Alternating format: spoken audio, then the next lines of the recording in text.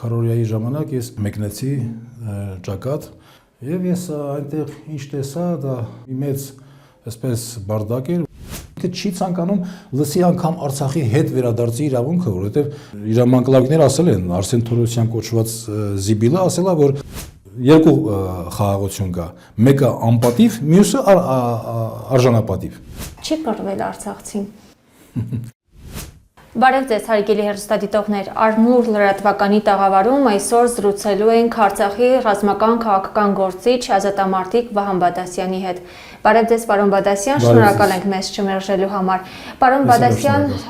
սիրով, այսօր լրանում է ապրիլյան քարորիա պատերազմի 9-րդ տարելիցը, խունկ եւ խոնարհում մեր բոլոր նահատակների վառ հիշատակին եւ որպես ազատամարտիկի խնդրեմ ձեր անդրադարձը այս պատերազմական գործողությանը եւ ինչ հետևանք այն թողեց, ինչ ակնարկեց մեզ։ Տեսեք, ես ոչ թե շատ գիտեմ, շատ իմացած եմ, ես այդ ամենը տեսել եմ եւ տեսած եմ որպես ականատես մարդ առաջին պատերազմի նախորդող Արցախյան շարժումը, որ բերում էր պատերազմի եւ բերեց պատերազմի, այդ պատերազմին մեր ժողովրդի մասնակցությունը, բանակի ստեղծումը եւ հետո երկար տարիներ իմ անդիմադիր դաշտում գտնվելը եւ վերջապես քարորիա պատերազմը ես առաջի պատերազմում ծանր վիրավորված էի եւ զինվորական հաշվառումից արդեն դուրս եկած եւ ես որևէ պարտավորություն չունեի, բայց անմիջապես քարորիայի ժամանակ ես մեկնեցի ճակատ, որը ինձնից մոտիկ էր 20 կիլոմետր Լելեթեփեն եւ ես այնտեղ ինչ տեսա, դա մի մեծ այսպես բարդակ էր, որովհետեւ դա հետ չէր համապատասխանում մեր ժամանակների թե թափին, թե պատերազմի, ասիկան գործածած զենքերին, բայց դա կարևոր չի, որովհետեւ պատերազմի ելքը ոչ մի անգամ չեն վճռում զենքը, զենքի տեսակը, մարդոց քանակը, այլ զենքի մարտի ելքը միշտ վճռում է մարդը ինքը կողմերից որևէ մեկի կազմակերպվածությունը եւ դա այդ գործողությունները ես այնտեղ ինչ տեսա, ես գումարտակի հրամանատար էի, ես տեսա գումարտակի հրամանատարին վախվորած, այսպես երկչոտ, որոշում չկայացնող, դե գնդի հրամանատարը նույնպես, դիվիզիայի հրամանատարը նմանապես եւ ես հիշում եմ, որ Միքայել Արզումանյանը, լավ է, որ ինքը նախկին հրամանատար է, գումարտակի հրամանատար, իմ ժամանակակից ժամանակ, ամենափոքր տարիքով գումարտակի հրամանատարն էր, ինքը 21 տարեկան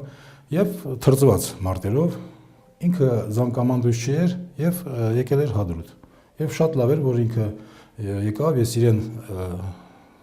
հեռախոսով կապվեցի, որ ես այստեղ եմ, պետք է գործողություն կատարենք, կա ձևը պահելու եւ հետ վերցնելու, բայց պետքա ճիշտը գործվի։ Ինքը ասաց, որ ավելի լավ է, որ իրեն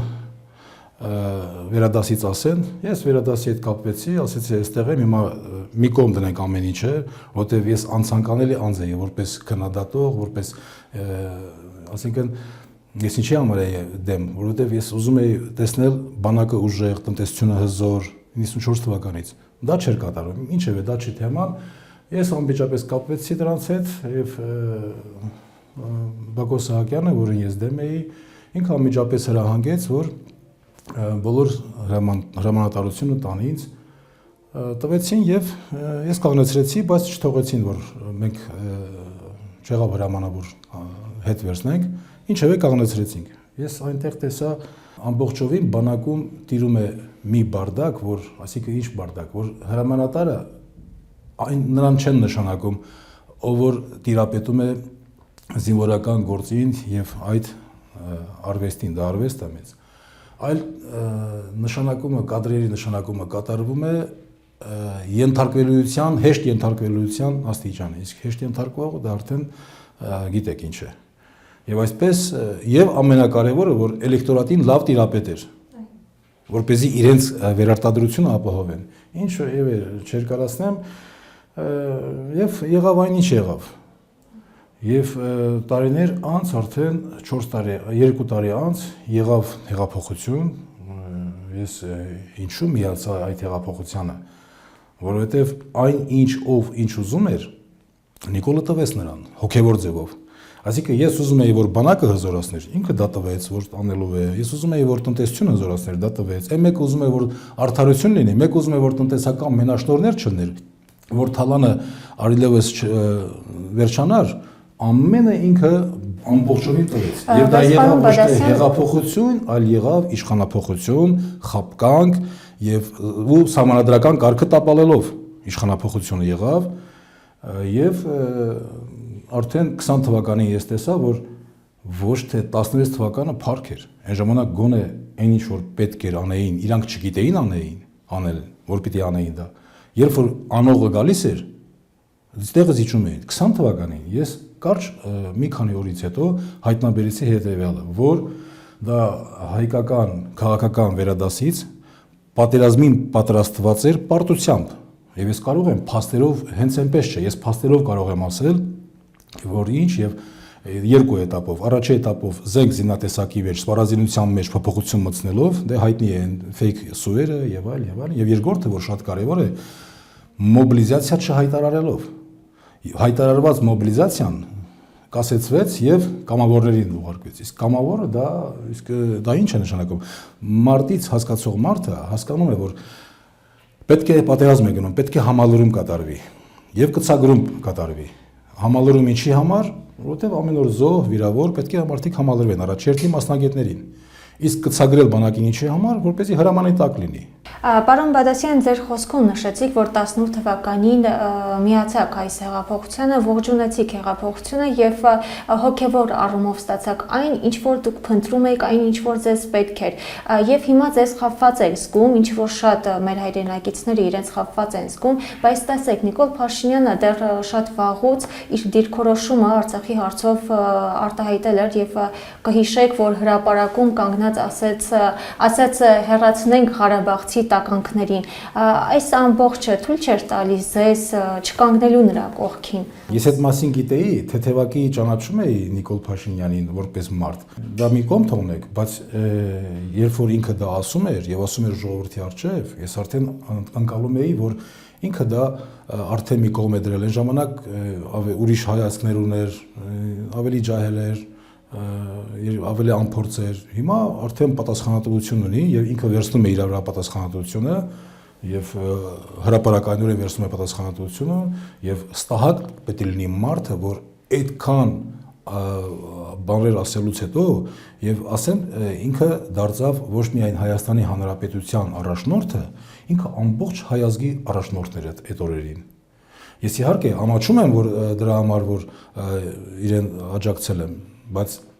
շատերն ինձ ասում են տեսար, որ դու այն ժամանակ, ես այդ դրանց պատասխանում եմ, չէ, դուք դրա համար չէիք, ոչ թե դրա ճանաչել եք Նիկոլ Փաշինյանին, հեռատես եք եղել Նիկոլ Փաշինյանին, չեք աջակցել, այլ դուք չէիք ուզում, որ Սերժ Սարգսյանը հեռանար, հին ռեժիմը, որը պակաս բան չէր, ասիկան ես նկարագրեցի, թե ինչ էր կատարվում քարորիայի ժամանակ։ Այսինքն այդ համակարգը չէին ուզում, որ փլուզվեր։ Իրենք իրենց տեղը գտել էին եւ իրենք չէին ուզում, որ հեղափոխություն լիներ։ Իսկ ես եւ իմ նմանները եւ շատ 90% հայությունը Հայաստանում ապրող եւ Սփյուռքում ապրող բոլորը ուզում էին հեղափոխություն, այդ թվում ես էի ուզում հեղափոխություն լիներ եւ ոչ մեկից մտքով չէր անցնում, որ պետք է այսպեսի տեղի ուներ։ Ես իհարկե ավելի շուտ իմացա եւ դրա համար սկսեցի, որպեսզի հարցարակական պարսավակի չենթարկվեմ, ես կամաց ինչ պետք է անի եւ չեր անում, կամաց ասում էի։ Ես բազմաթիվ հարցազրույցներ եմ տվել, կարող եմ դա ասել, ցույց տալ, բացատրել, թե ինչու էի, նույնիսկ ես վիճում էի մեր տղաների հետ, համախոհների հետ, որ նրանք ասում էին Նիկոլը ճիշտ է, ես ասում եմ չէ, եթե ճիշտ լինի, այս հենց կանի, այս էսպես կանի։ Եվ ինքը հետո բերեց կամաց, հիմա ինքը եթե այն ժամանակ ասեր Արցախը Ադրբեջան է, ինքը դուրս կշպրտվեր, միանգամից չէր ընդունվի։ Իսկ հիմա արդեն կամաց մարդը այնպիսի հատկություն ունի հոգեբանորեն, որ եթե կամաց իրեն սովորեցնում ես, կաթացնում ես եւ մտքին, տեսքին, աչքին սովորեցնում ես, արդեն ընդունում է։ Հիմա արդեն Փաշկյանը ոչ միայն ինքը, այլ իր մանկլավիկները ասում են, ասիկա Թշնամու Արցախը Հայաստանը եւ վերջ կամաց դարձավ Արցախը Ադրբեջանը եւ վերջ եւ այսօր էլ մերժվում է Ղարաբաղյան շարժումը։ Դուք ասելու ինչ ունեք որպես ազատամարտիկ։ Ասեմ իր նպատակը այն է եղել, որ այնքան ատելությունը մեծ է արցախցիների նկատմամբ, որ Արցախը արցախցիների հետ ուզում էր ինքը հանձնել առաջի պլանը իրեն։ Արցախը արցախցիների հետ 120,000 արցախցիները հանձներ, ասիկան ինտեգրումը, Ալիևի ասած ինտեգրումը։ Եվ Նվաստանային, Ստորանային այնտեղ, եթե դուրս գային, զուգահեռ դրան ինքը գեներացրեց Հայաստանում հակաարցախյան միտքը, որպեսզի արցախցիները այնտեղից դուրս գային այստեղ էլ տեղ չունենային։ Հասարակական այդ պարսավանքը այնքան մեծ լիներ, որ իրենք դժոխքի մեջ մի դժոխքից դուրս գային, մի այլ դժոխքի մեջ մտնեին եւ թողնեին հեռանային այստեղից։ Բայց իր պլանը այստեղ չեղավ, որովհետեւ իմ օրինակ անձամբ իմ սպասածից ավելի լավ ընդունեց ժողովուրդը մեզ։ Եվ այս տեսակետից ինքը արդեն փլուզվեց այստեղ եւ սկսեց կամաց գեներացնելը հակաարցախյան հիստերիա գեներացնել։ Համացանցում տեսնում եք էլի, որ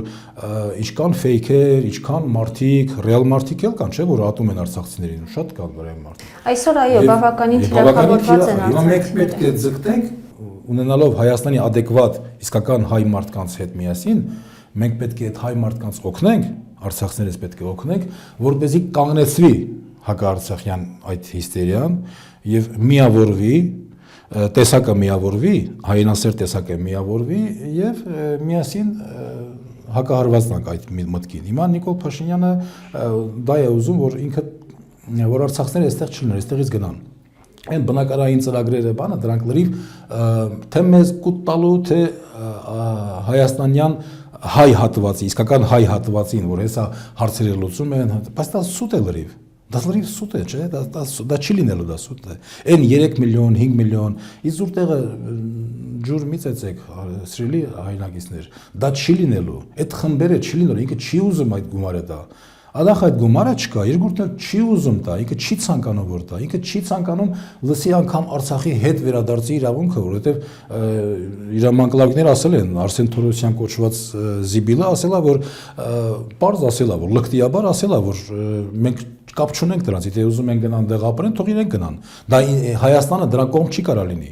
Այսինքն դա ինչ է նշանակում։ Դա նշանակում է, որ իրենք այն տեսակն են, որ բացի վախկոտ եւ ճղճին տեսակետից իրենք այն անորակ տեսակն են, որ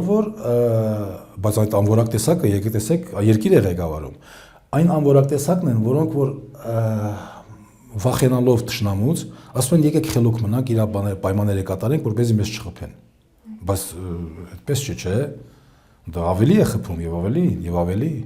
եւ մինչեւ որ վերջը Իսկ բավական է, որ կանգնես մի հատ բրոնզույթ խփես սեղանին եւ ատամ ցույց տաս, ինքը կկանգնի, կհաշվի կնստի։ Հիմա Գերմանիայի նախագահն եկել է, մենակ է գնացել Ծիծեռնակաբերդ, դա Արցախի հարց չի, դա մեր պատվի արժանապատվության, հայ ազգի պատվի արժանապատվության հարցն է, որ մի օր լուծելու ենք մենք։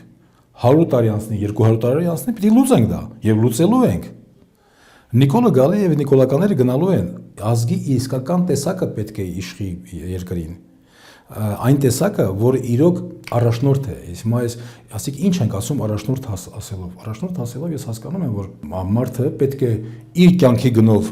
նախ իր կյանքի գնով պատրաստ լինի, որպեսզի, ասիկա նվիրյալ լինի իր ազգին, արտաքին թշնամիներից պաշտպանի իր ցեղը, չէ՞։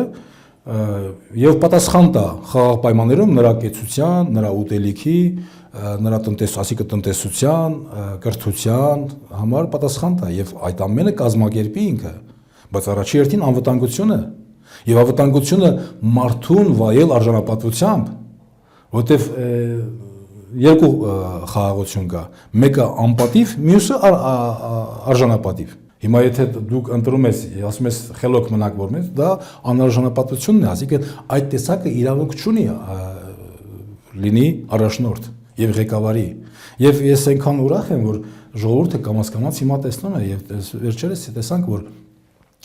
տեղական ինքնակառավարման արտահերթ ընտրություններում ինչ պատասխան տվեցին Նիկոլին եւ նիկոլականերին։ Հիմա Նիկոլը հույս չունի արդեն, որ պիտի հույս չունենա, որ ընտրվի, երկու տարի պիտի ինքը ընտրվի, ինքը այլ սատանայությունների պիտի դիմի, բայց որ սատանայություն արդեն ինքը դիմում է, այդ բոլորը արդեն ժողովուրդը գիտի։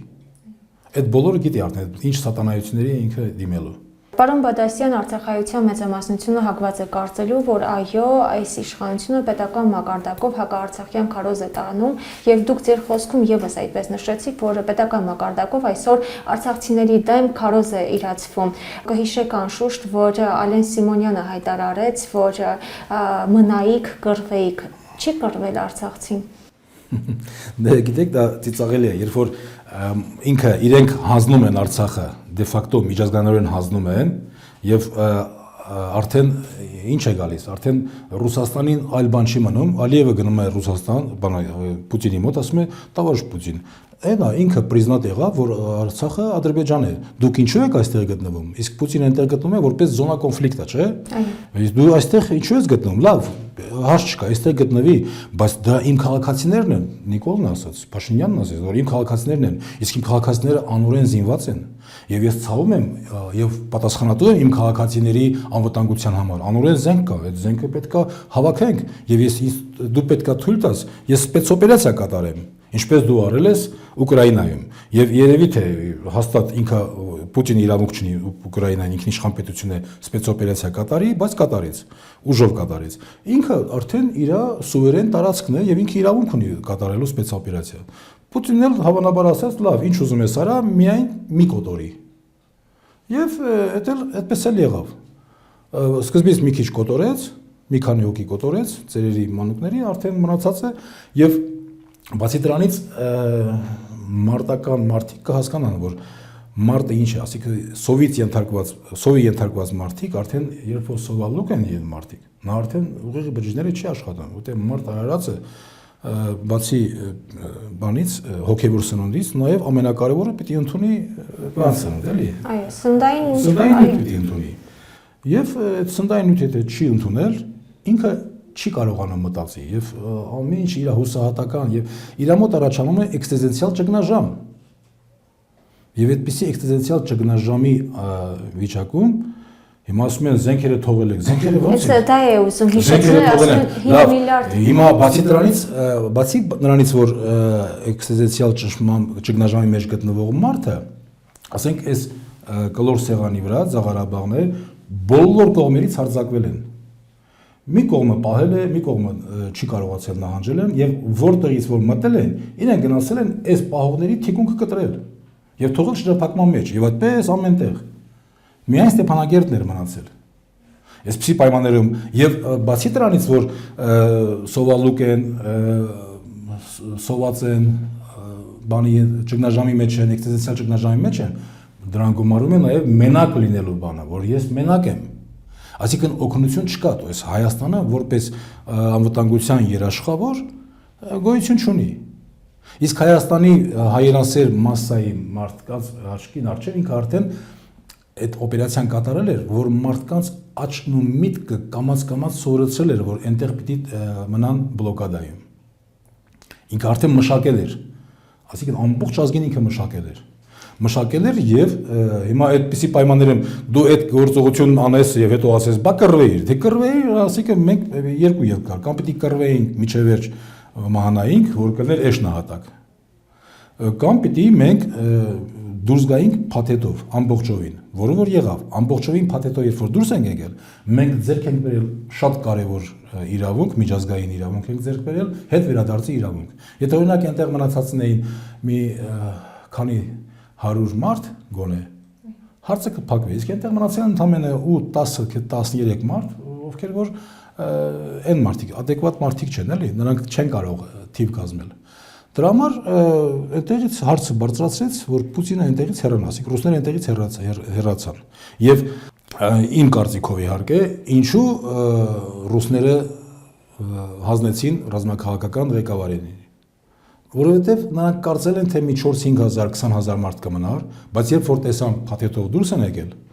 կարծել են, թե այս մարդիկ այնքան հեղինակություն ունեն, որ կազմակերպել են այդքանը։ Նրանց էլ ինքը որպես վրեժխնդրություն հանձնեց, ասես դե դուք գնացեք պատժում։ Սա իմ կարծիքն է իհարկե, կարող է այդպես չլինի,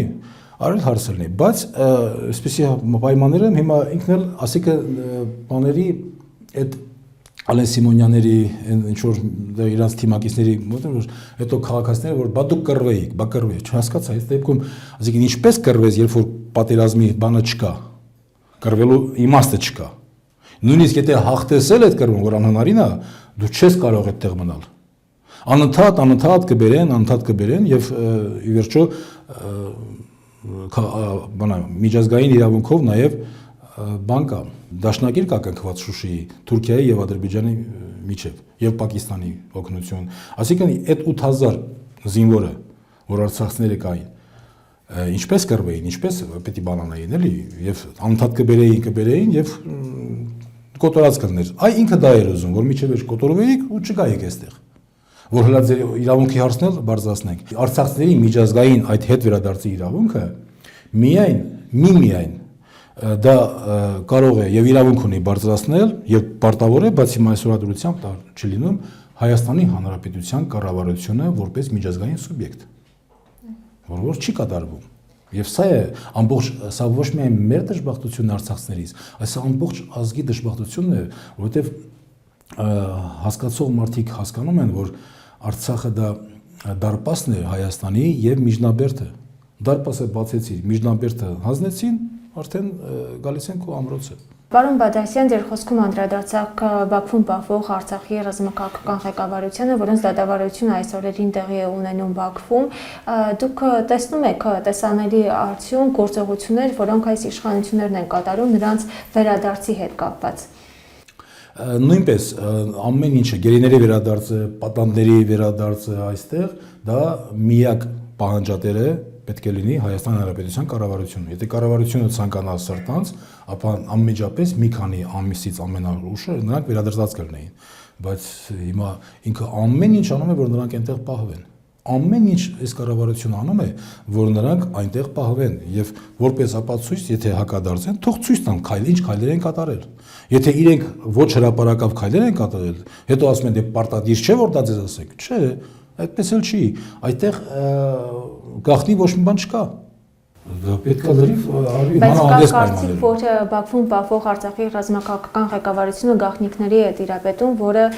կվնասի Նիկոլ Փաշինյանին եւ նրա քաղաքական թիմին։ Դե հնարավոր է այդպես էլ լինի։ Ինքը դրա համար չի ուզում որ այնտեղից գա նրանք։ Հնարավոր է այդպես էլ լինի, ես չգիտեմ, բայց միայն գիտեմ որ այնտեղ պահվող պատանդները անկախ նրանց մեր ընկալումից հանցագործ չեն, բայց որպես մեր ընկալումներով մարդկանց չեն դատում այնտեղ։ Այնտեղ դատում են մեր ինքնիշխանության իրավունքը, մեր սուբյեկտայնության իրավունքն են դատում եւ դատում են մեզ կռվողներից որպես միջազգային terrorist եւ իրավունք ունեն հետախուզում հայտարարել եւ պահանջեցին, չէ՞, որ տվեք մեր հանցագործներին։ Ձեր մոտ թաքնված են։ Իրենց անգործնեության պատճառով հիմա մենք դարձել ենք terrorist, ասիկա այնտեղ այդպես են դատում այդ մարդկանց, որպես terrorist-ի։ Ասիկա որպես ոչ թե անձամբ terrorist-ի, այլ իրենց կազմակերպիչների, terrorist-ները ովքեր են, մենք ենք։ Արցախի ժողովուրդն է ամբողջությամբ։ Եվ այստեղ պարոն Բադասյան վերջում այսպիսի մի հարց Ադրբեջանը պահանջել է իրեն հանձնել բոլոր այն ազատամարտիկներին, որոնք մի փոքր անգամ ներդրում են ունեցել Արցախյան առաջին ազատամարտին, ինչ քայլերի է գնալու Հայաստանի Հանրապետության կառավարությունը։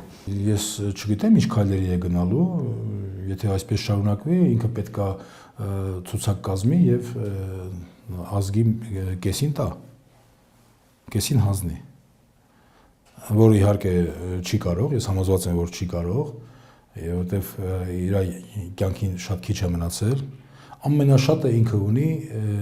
1 տարի 2 ամիս ժամանակ, որովհետև այլևս ինքը չի ընտրվելու, որովհետև երբ որ 21 թվականին ընտրվեց ինքը ընտրվեց հետևյալ ձևով, որ ինքը ժողովրդի մեջ ասեց Հադրութի եւ Շուշիի դեօկուպացիա, Արցախի եւ Հայաստանի զարգացում, Արցախի ինքնորոշման իրավունքի վերահաստատում, ստատուս եւ այլն, բայց կարճ ընթացքում հետո տեսակ ինչ եղավ։ Ինքը ասիկա ինքը հերթականական խափեց։ Հիմա ուրիշ ձև չի կարա խափի։ Հիմա ինքը ուզում է խափի, որ ասիկա գեներացնի հակաարցախյան հիստերիա Հայաստանում, որպեսզի բոլորն ասեն, այս արցախցիները հայ չեն։ թողրած լինեն սրանք։ Բայց այդպես չի, այդպես մեր ազգը այդպես չի, որտեղ չես կարա ազգի մի հատվածին անվանես օտար։ Դա այդպես ես ոչ թե հույս ունեմ, հավատացած եմ, որ մեր ազգի մարդիկ, նորմալ հայրենասեր մարդիկ ճնշող մեծամասնությունն են, պարզապես պետք է այն անգետ մասայի մեջ կատարել համապատասխան աշխատանքներ, որպեսզի համոզվեն, որ վայրահաշտություն չանեն։ Շնորհակալ ենք պարոն Բադասյան հարցազրույցի համար։ Հարգելի հեռուստադիտողներ, հիշեցնենք, որ մենք զրուցում էինք Արցախի ռազմական քաղաքական գործիչ ազատամարտիկ Վահան Բադասյանի հետ։